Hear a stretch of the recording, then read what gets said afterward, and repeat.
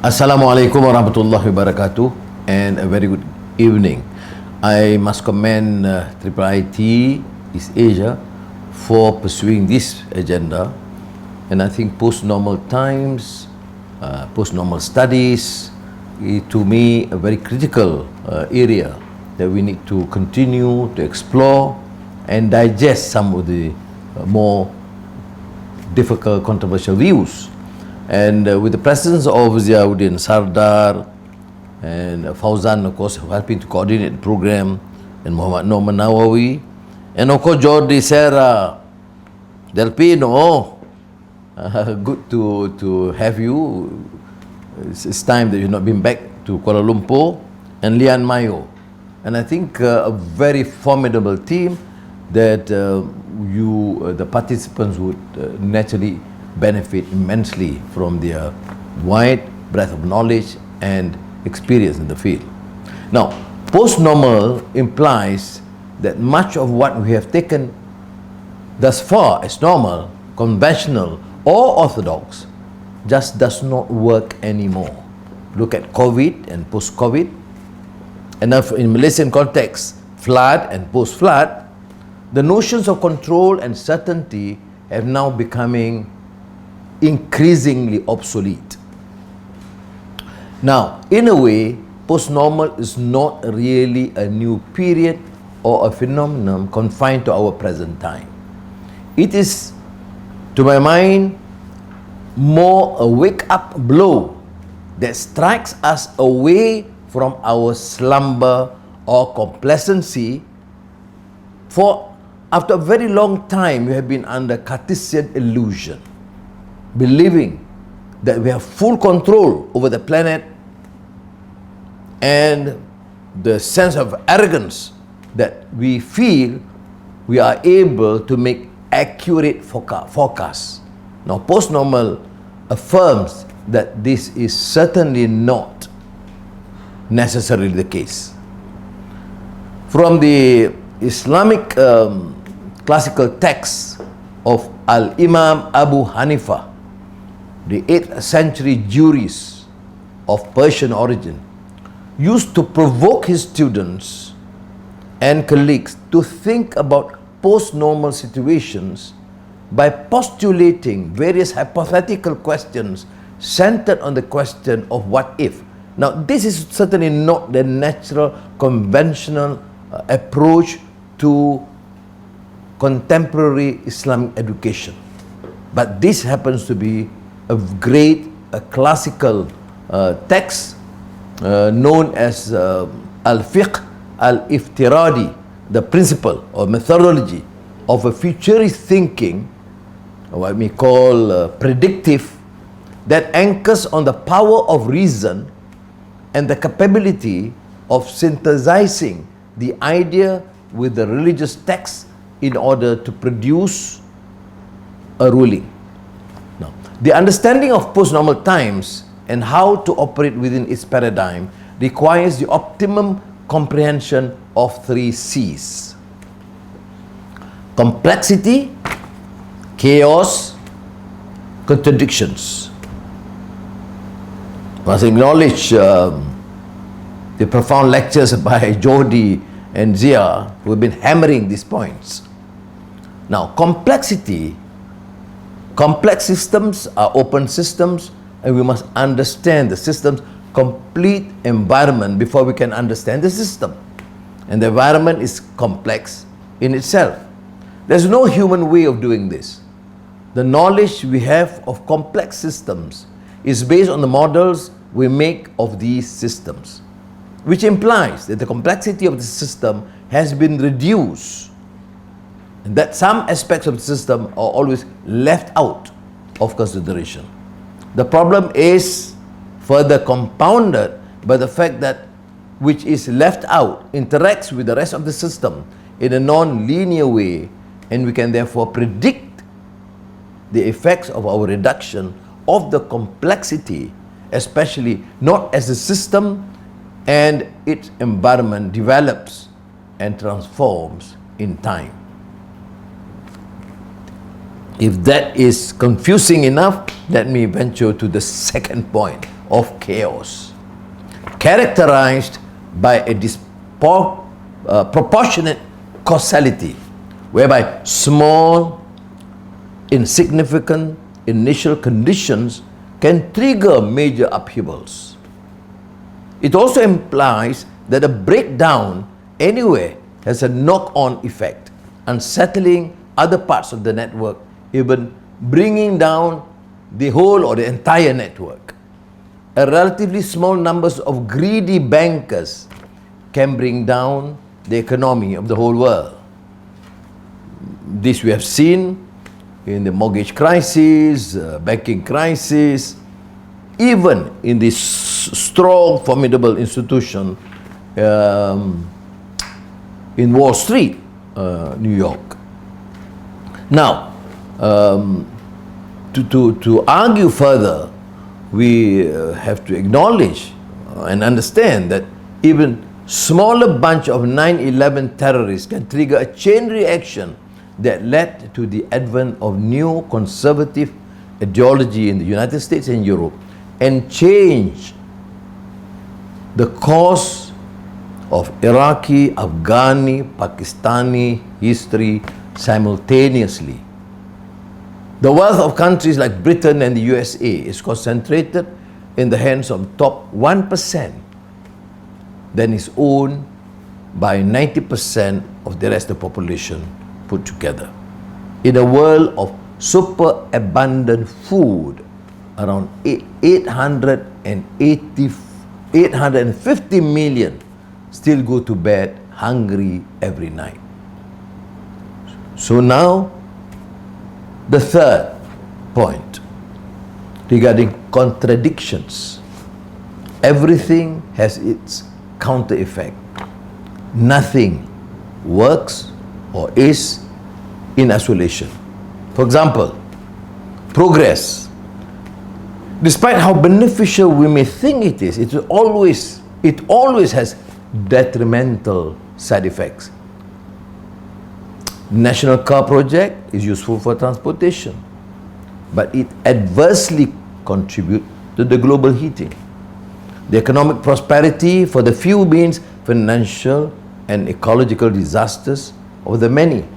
We in Malaysia has been troubled, of course, by the flood and a major deforestation, logging enterprise that's caused innumerable harms, particularly to the poor.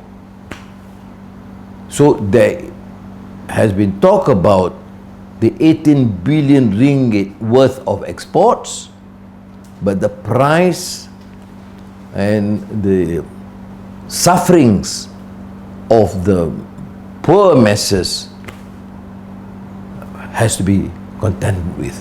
So, of course, now there is, call.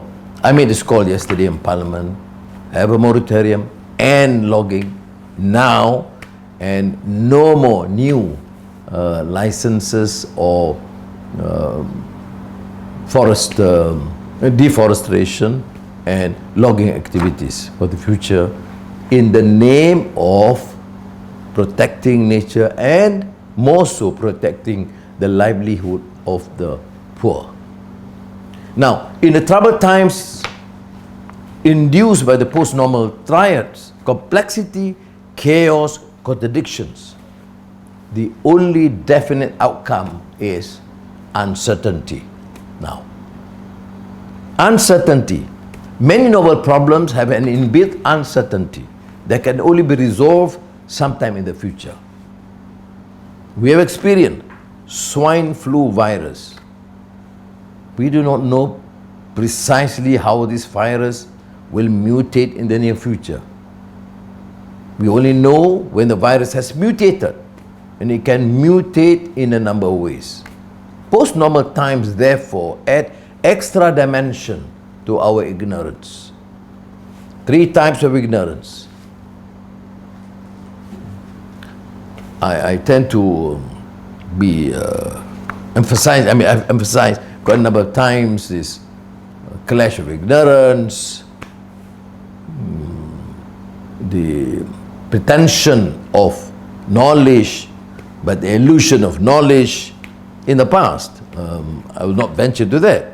But the three types here, in the context of our deliberations, covers firstly the ignorance of our ignorance, no humility. Although most sages of the past, from Jalaluddin Rumi to contemporary scientists, have already talked that our knowledge is a small aspect or small quantity from the enormity of knowledge around us. But the humility to acknowledge that is mostly absent. That's why the first dimension of to our ignorance is again the ignorance of our ignorance. Number two, the inbuilt ignorance of the potential risk of recent developments. And number three, the ignorance generated from information overload.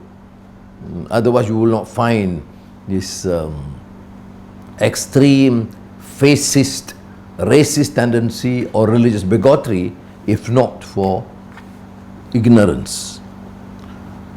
The normal, therefore, that we seek to return, we call it status quo ante.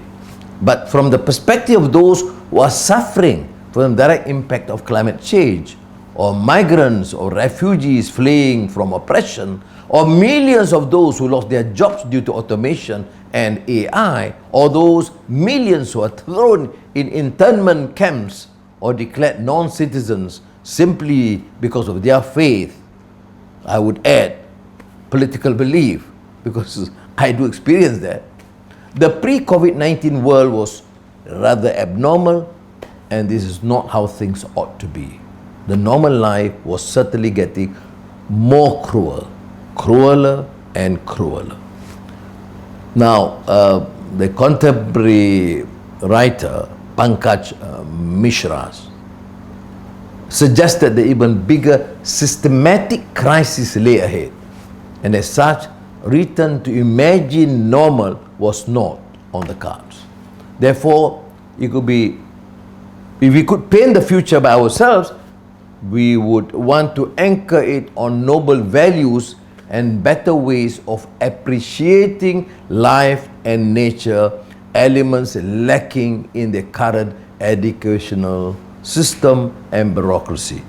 The existing values and structures of science and education and the dominant paradigms are incapable of producing a better normal. I would emphasize the word values, which is in deficit in present times. Now, the new normal, Simon May envisions 4 potential futures in shaping his post-COVID-19 world. Again, with emphasis on values and centralization. 1. State capitalism. Centralized response, prioritizing exchange value. 2. Barbarism. Decentralized response, prioritizing exchange value. 3. State socialism, centralized response, prioritizing the protection of life. And number 4, mutual aid, decentralized response, prioritizing the protection of life. Therefore, May favors state socialism. He also finds mutual aid future promising, where we adopt the protection of life as the guiding principle of our economy, and individuals and small groups begin to organize support and care within their communities. And I think this is an issue that participants should look at and give their input and their response, because these terms can be also value laden and would generate some exchanges, if not more, rancorous exchanges. Now, Max Haven, the post-COVID future will be, according to him, defined by either the desperate drive to return to normal or a great refusal of that normal. So may I thank again the speakers and the participants, and would strongly urge you to engage in this reason exchanges and debates in order to grasp the more complex issues and arguments, and be more forthcoming and determined in our understanding of what the post-COVID-19 future will be. Terima kasih. Thank you. Wassalamualaikum warahmatullahi wabarakatuh.